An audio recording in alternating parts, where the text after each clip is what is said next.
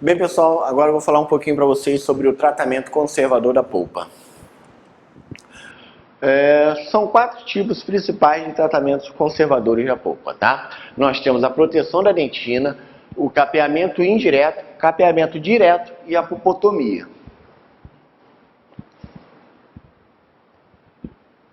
O capeamento indireto. No capeamento indireto, o material protetor ele é colocado sobre a fina camada de dentina. Ou seja, você tem uma cavidade profunda uma cavidade bastante profunda que tem uma fina camada de dentina até a chegada à polpa. Uma fina camada de dentina até a chegada à polpa, tá? Onde o material obturador, o material protetor, ele vai entrar em contato com essa fina camada de dentina para proteger a polpa. O objetivo é a proteção pulpar, tá? E vai estimular também a cicatrização e reparo. O material protetor ele vai agir estimulando a mineralização da região pulpar mais próxima, favorecendo a cicatrização e reparo da dentina naquela área. É indicado em casos de cárie profunda, em dentes jovens, com dor apenas provocada, resposta normal aos testes de sensibilidade e sem alterações radiográficas. Ou seja, em dentes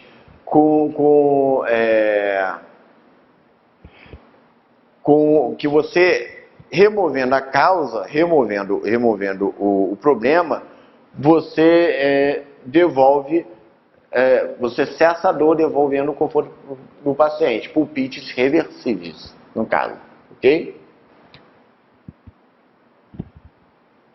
A técnica, primeiro você vai isolar, vai remover toda a cárie, tá? Lava abundantemente, seca, isola a dentina isola a dentina, isola a fina camada de dentina que vai estar acima da polpa com liner de hidróxido de cálcio ou OZE, os dois são efetivos, tá? E por cima você coloca uma restauração provisória. Aguarda 6 a 8 semanas e você chama o paciente de volta para uma segunda etapa, onde você vai fazer uma análise clínica do caso e uma análise radiográfica. Você vai observar os resultados radiográficos, fazer uma análise clínica, um teste de vitalidade, né?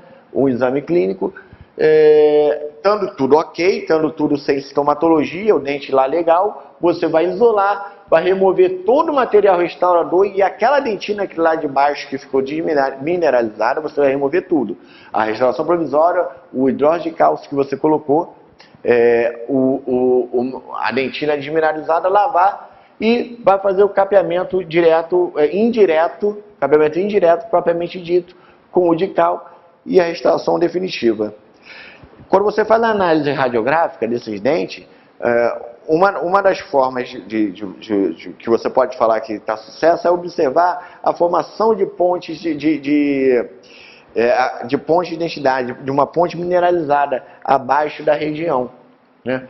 É um indício de que está havendo sucesso, de que está havendo mineralização daquela região, está havendo sucesso naquele caso. Capeamento direto. O capeamento direto, a proteção vai estar diretamente na área exposta da polpa, né?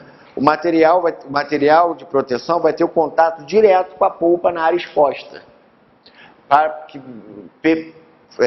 estimulando uma formação dentinária, estimulando a formação de um tecido mineralizado, né? Você tem uma pequena exposição pulpar, aqui nos cônios pulpares.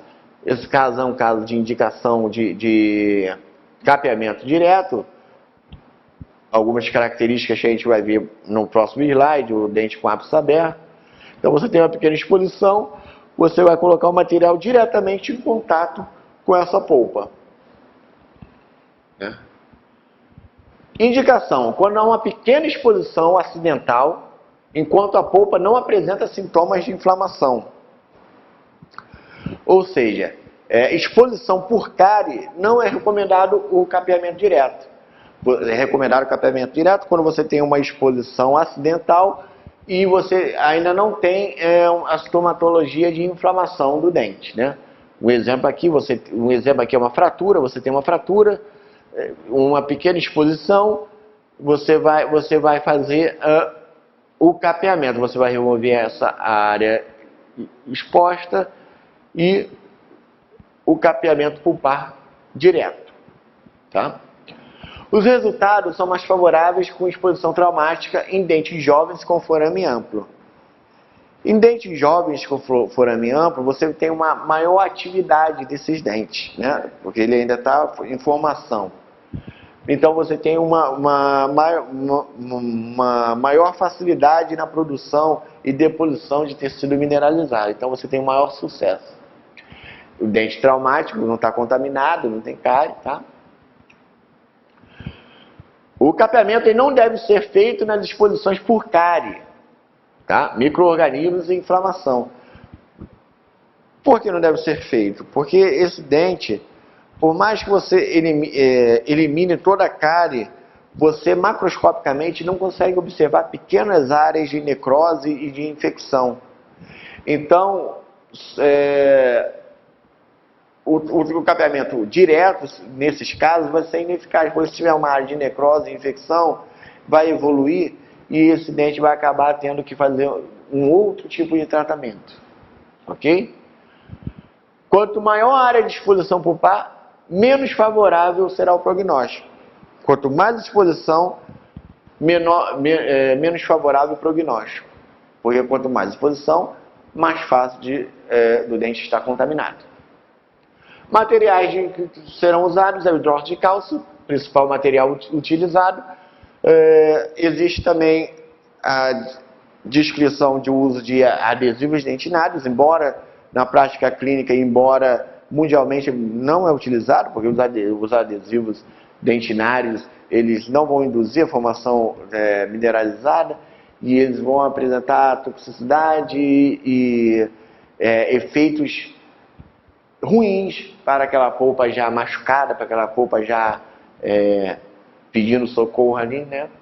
E o MTA também é utilizado, mas o MTA é mais caro do que o hidróxido de cálcio e no caso do capeamento direto ele vai ter a mesma efetividade do hidróxido de cálcio. Então, por isso o hidróxido de cálcio, além de o hidróxido de cálcio ter mais respaldo na literatura, né? Tem mais respaldo na literatura, ele é mais barato do que o MTA e ele é o mais utilizado. Você vai fazer anestesia, você vai isolar a região, antisepsia do campo, limpeza da cavidade, remover toda a dentina cariada, vai ter que tirar tudo, tem que deixar o dente sem cárie nenhuma, lavagem com água de cal, né? A água de cal é biocompatível, você não tem nenhuma atividade, é uma solução inerte, você vai utilizar mesmo para lavar, e o hidróxido de cálcio contendo nela já vai começar a estimulação daquela polpa exposta. Além de promover a hemostasia, tá? Secagem, hemostasia, secagem e o capeamento direto propriamente dito. Você vai aplicar sobre a polpa exposta 1 milímetro de pasta de hidróxido de cálcio. De endurecimento rápido de preferência, dura 3 minutos, tá? Acima disso, você vai fazer restauração e retirada do isolamento.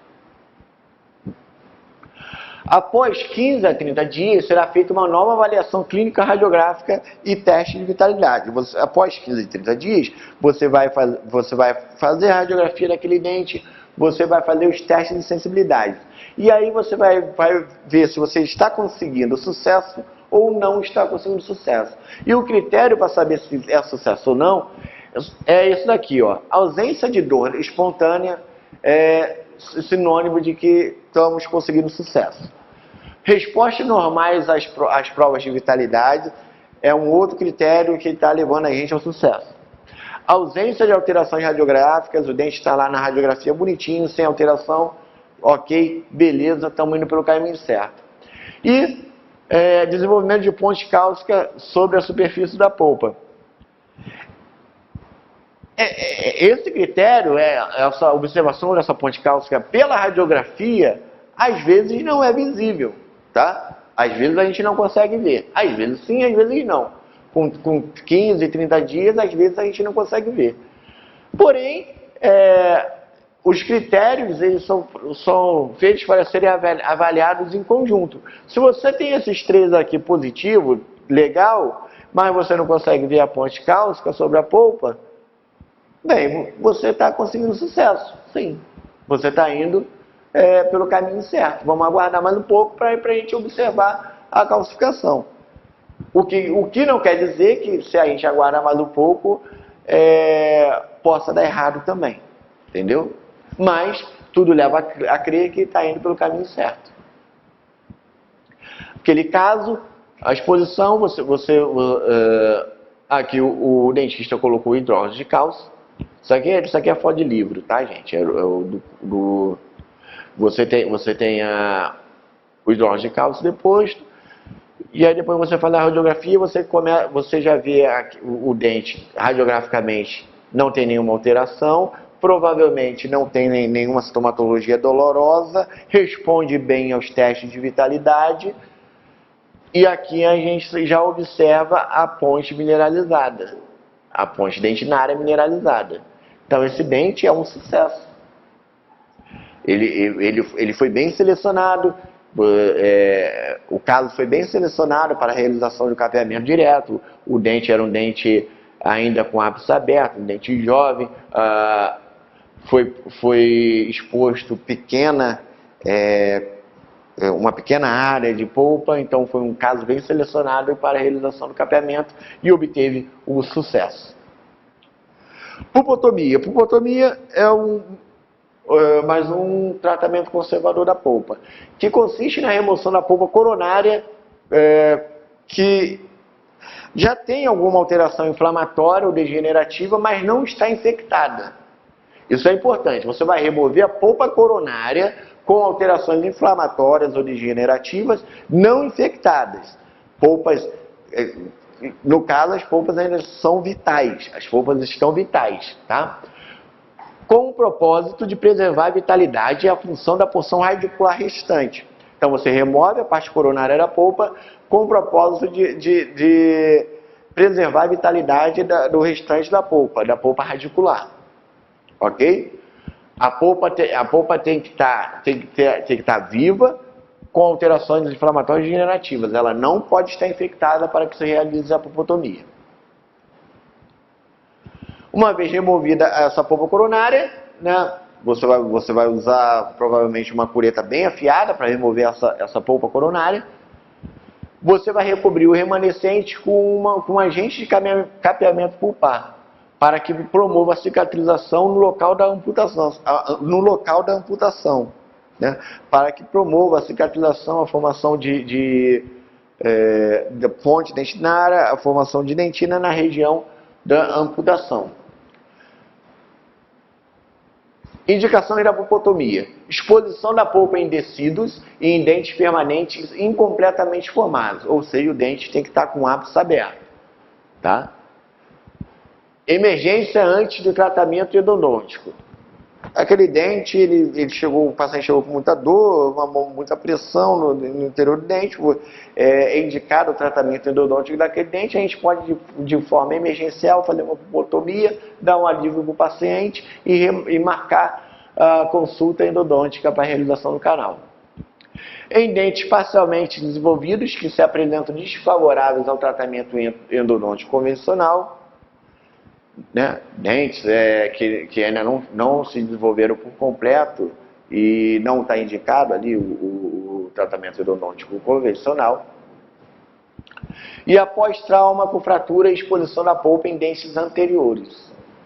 Se você tem um trauma com fratura e exposição pulpar, você vai ter uma inflamação na polpa, você indica ali a pulpotomia. Características clínicas favoráveis à pulpotomia: uma hemorragia abundante, a polpa cor de sangue rutilante, consistência firme e coloração rosa avermelhada e paredes íntegras ou quase íntegras da coroa dentária.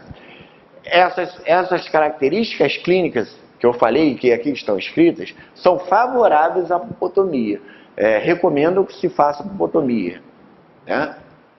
E a técnica? Existe a técnica clássica, na qual você vai fazer a amputação de toda a polpa coronária, utilizando um instrumento afiado, uma coleta bem afiada, né? Vai lavar com água destilada, hemostasia e vai aplicar uma camada espessa de 1 a 2 milímetros de hidróxido de cálcio sobre a superfície exposta da polpa, né? O MTA é uma outra opção e realiza a restauração, ok? Depois de uma semana o paciente retorna, você vai fazer a avaliação clínica do paciente, a avaliação radiográfica, você ainda não vai ver nada de novo na radiografia em termos de formação de tecido mineralizado, é pouco tempo, mas você vai descartar outras alterações patológicas nesse momento que podem ter surgido. 3 meses. E depois o acompanhamento é feito de 6 meses até 2 anos. Né? O esperado é a ausência de sinais e sintomas. Para se alcançar o sucesso, você vai ter que ter ausência de sinais e sintomas. Dor espontânea ou a percussão devem estar ausentes. E ausência da alterações radiográficas. Foi o que eu falei. Você tem que observar clínica e radiograficamente. Tá? Tem que estar tudo fechado, bonitinho, para você chegar ao sucesso. Uma técnica, uma variação da pulpotomia é a pulpotomia rasa, pulpotomia parcial ou pulpotomia de Sivek. Muito utilizada em odontopediatria, tá?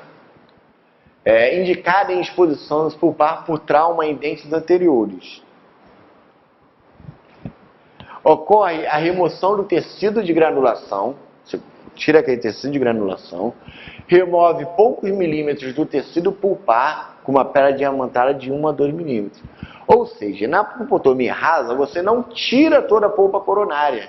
Você tira só aquele tecido de granulação ali, aquela parte exposta, abaixo de 1 a 2 milímetros abaixo desse tecido de granulação e permanece com o resto da polpa ali. E aí faz todo o procedimento como uma pulpotomia. Lava com soro, hemostasia, aplica MTA, o hidróxido de cálcio, né, contra os cotos pulpares, contra o que sobrou ali da polpa. Coloca uma fina camada de resina flow. Se você colocar o MTA, você vai ter que colocar uma fina camada de resina flow e fotopolimerizar e por cima dela restaurar. Por quê? Porque se você coloca o MTA e vai fazer o ataque ácido para realizar a restauração, você vai remover todo aquele MTA ali que você colocou. Na hora que você irrigar para remover o ácido, você vai remover o MTA também. Então, para evitar isso, você coloca uma resina flow, bem fininha em cima do MTA, polimeriza e ali por cima você faz a restauração de resina composta, ataque ácido normalmente. Siqueira e Coy concordam que a prática rotineira de reabrir o dente para remover a polpa e obturar o canal radicular após o desenvolvimento completo da raiz é contraindicada, ao menos que seja necessário por questões restauradoras. Diversos autores, eles orientam que a pulpotomia, após realizar a pulpotomia, a gente vai acompanhando o caso, vai acompanhando o dente. E assim que a formação do ápice for concluída, assim que o dente for completamente formado, alguns autores orientam que a gente remova tudo aquilo que a gente fez, aquela restauração de resina, remova aquele capeamento no corpo pulpar, remova tudo e trate o canal. Porque eles alegam que futuramente aquele canal vai se tornar atrésico, ele vai se calcificar. Então, para evitar de uma forma profilática, de uma forma preventiva, eles orientam que se realize o tratamento endodôntico, para evitar problemas futuros. Coy e Siqueira não concordam. Coy e Siqueira, eles alegam que a prática rotineira de reabrir o dente para remover a polpa e obturar o canal radicular após o desenvolvimento complexo da raiz é contraindicado. Eles contraindicam, a menos que seja necessário por questões restauradoras ou por outras questões. Tá? Como eu disse, a alegação dos autores que indicam isso é que vai ocorrer uma calcificação no canal, pode ocorrer uma reabsorção interna e necrose, causando problemas que vão dar mais dor de cabeça de resolver no futuro. Tá? E realmente, a calcificação do canal, a reabsorção interna e a necrose são sequelas potenciais do capeamento e da pupotomia. Realmente, são sequelas que podem acontecer. Mas, nem todos concordam com o tratamento preventivo do canal para evitar isso. Tá? Vamos lá então, para a gente fechar aqui a aula de tratamento conservador da polpa. CADAR 2016. Baseado em Lopes 2015, no que diz respeito ao tratamento conservador da polpa dental, analisa a afirmativa abaixo. A pulpotomia é um tratamento conservador, sendo seu objetivo a remoção total da polpa coronária viva, sã ou inflamada, mantendo-se a porção radicular. Correto, né? Essa sentença está correta. A pulpotomia é um tratamento conservador, sendo seu objetivo a remoção total da polpa coronária viva, sã ou inflamada, mantendo-se a porção radicular. 2. Em caso de exposição do porcário, o capeamento direto é contraindicado. Sim. Uma vez que a porção pulpar exposta contém áreas de necrose, microabscessos e bactérias. Correto. Né? Se você tem exposição por cárie, capeamento direto ele é contraindicado, porque macroscopicamente você não consegue avaliar se aquela exposição pulpar tem regiões necróticas, tem microabscessos e bactérias. Você não consegue avaliar, então é contraindicado o capeamento direto. 3. No capeamento pulpar indireto, quanto mais profundamente o tecido pulpar for excisado, maior será a possibilidade de se remover a porção tecidual afetada. E aí? Capeamento pulpar indireto, você não tem exposição pulpar. Né? A polpa ainda está separada, ainda não tem exposição, ela tem uma fina camada de dentina por cima dela. Então, você não tem que excisar tecido pulpar no capeamento indireto. Essa está errada. O sucesso da pulpotomia depende de fatores como a não introdução de bactérias no sistema de canais radiculares e a não utilização de substâncias com alto poder citotóxico, que poderiam manter o quadro inflamatório. Correto. Na pulpotomia, você deve evitar ao máximo levar bactérias para a polpa remanescente viva, e você não pode utilizar substâncias muito citotóxicas, senão você vai agredir aquele remanescente vivo. Então, a 4 está correta, a resposta fica sendo a 1, a 2 e a 4 corretas, resposta letra C. Vamos para 20, CADAR 2013. A polpa é considerada macroscopicamente vital quando apresentar os seguintes sinais, exceto consistência. Sim, uma polpa viva ela tem uma consistência, né? Estrutura corpo. Sim, uma polpa viva ela tem uma estrutura, tem uma consistência, ela tem um corpo. Resistência ao corte. Sim, uma polpa viva ela tem resistência ao corte. Ela não é tão friável quanto uma polpa necrosada, né? Então ela tem consistência, ela tem estrutura corpo, ela é resistência ao corte. Sangramento de coloração escura ou muito clara. Uma polpa viva não tem um sangramento de coloração escura clara. Uma polpa viva tem um sangramento vermelho vivo, vermelho bem vermelho vivo mesmo. Não é um vermelho, não é uma coloração escura, não é uma coloração muito clara o sangramento. Não, um sangramento, um vermelho vivo. Tá bom? Então a resposta é a letra D. 21. Paciente ABC masculino, 16 anos, apresenta após exame, 16 anos, observe, 16 anos, apresenta após exame clínico radiográfico, diagnóstico de lesão cariosa de média profundidade 16 anos, lesão cariosa de média profundidade ao nível de dentina, no primeiro molar superior esquerdo, com sintomatologia dolorosa aguda, provocada, localizada e de curta duração. Então ela é aguda, provocada, não é espontânea, ela é localizada, não é difusa e de curta duração, não é longa duração. O exame radiográfico não evidencia alteração da lâmina dura, ou seja, no exame radiográfico, a lâmina dura, os tecidos periapicais estão intactos. O paciente relata também alívio da sintomatologia dolorosa com o uso de analgésico via oral. O simples analgésico alivia a dor dele. Neste caso, o diagnóstico clínico e o plano de tratamento dessa alteração pulpar, respectivamente, são...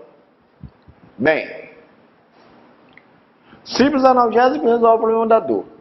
A dor é provocada, localizada de curta duração, apesar de aguda. Tá? A profundidade da lesão é média, nível de dentina. Estamos diante de uma pulpite reversível, concordam? Então é uma pulpite reversível. Pulpite reversível. E nesse caso, qual o tratamento indicado? Se você ainda tem dentina ali, você vai fazer um capeamento. Capeamento direto ou indireto? Capeamento indireto, porque você não tem exposição pulpar ainda. Você vai botar o material protetor na camada de dentina, um capeamento indireto. Então a resposta é letra D, pulpite aguda reversível e capeamento pulpar indireto. 23. Um paciente jovem compareceu à clínica odontológica da aeronáutica relatando que quando ingeria alimentos gelados apresentava dor no primeiro molar inferior direito. Paciente jovem. Essa dor era aguda, rápida, localizada e fugaz. Olha a característica da dor: aguda, rápida, localizada e fugaz. A dor passava logo quando o estímulo gerado era retirado. Cessou o estímulo, cessou a dor.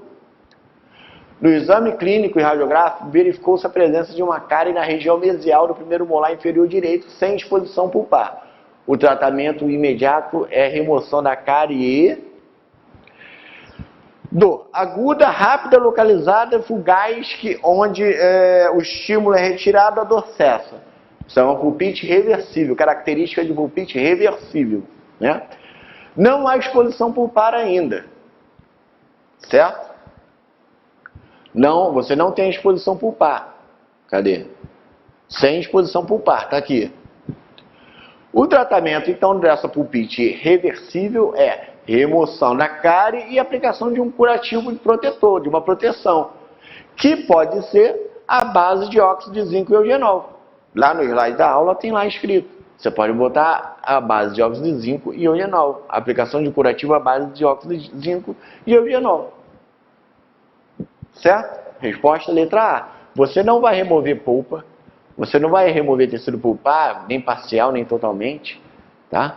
Nem, muito menos botar medicação intracanal. Você está diante de uma pulpite reversível, é só remover a causa, proteger a polpa, uma proteção indireta nesse caso, e mandar o paciente embora e aguardar e observar o sucesso.